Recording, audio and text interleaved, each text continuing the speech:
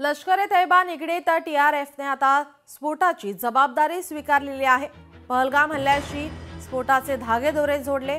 लष्कर ए तैयबा निगडीत टीआरएफ कुख्यात संघटनेने दिल्ली स्फोटाची जबाबदारी स्वीकारली। पहलगाम हल्ल्याशी स्फोटाचे धागेदोरे जोडलेत।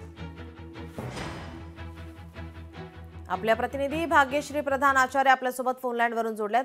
भाग्यश्री, काय अधिकची माहिती? नक्कीच नीलम, आपण बघतोय की ही जी दहशतवादी संघटना आहे ही द रेजिस्टंट फोर्स म्हणून आहे।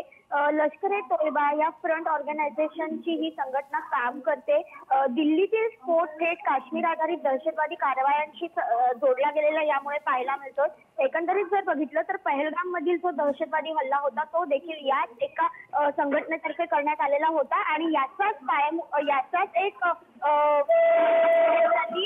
मुंबई तसंच दिल्ली यासारख्या विविध भारतातल्या शहरांमध्ये आपले पायामुळे रोवल्याचं स्पष्ट दिसून येते। या सगळ्यामुळे जो तपास आहे तो खोलवर सुरू आहे। जो डॉक्टर उमर होता, जो ज्यांनी दिल्लीमध्ये हा स्फोट घडवला, त्याचा एक मित्र होता डॉक्टर अमीर म्हणून, त्याला देखील पोलिसांनी आता अटक केलेली आहे। आणि या अमीरची जी अमीर ज्यावेळेला स्फोट झाला त्यावेळेला अमीर देखील या दहशतवादीच्या कटामध्ये सहभागी होता।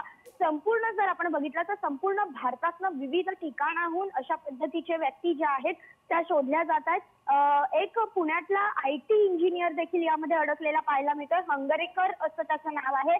त्यांनी देखील प्रचंड मोठ्या प्रमाणात या सगळ्या गोष्टींशी संपर्क त्याचा होता। त्यांनी देखील प्रचंड मोठ्या प्रमाणात सगळे डॉक्युमेंट्स आहेत ते गोळा केलेले होते आणि ते डॉक्युमेंट देखील त्याच्याकडनं जप्त करण्यात आले। एकंदरीत जर बघितलं तर हा जो व्हाईट कॉलर दहशतवादी मॉड्यूल आहे हा अल फलाह विद्यापीठातील डॉक्टरांच्या नेटवर्कचा देखील तपास करत असताना आता सगळं हे जे आहे ते समोर येताना पाहायला मिळते।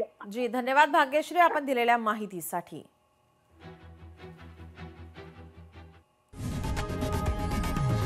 लोकशाही मराठी ऐका, पहा, जागरूक रहा।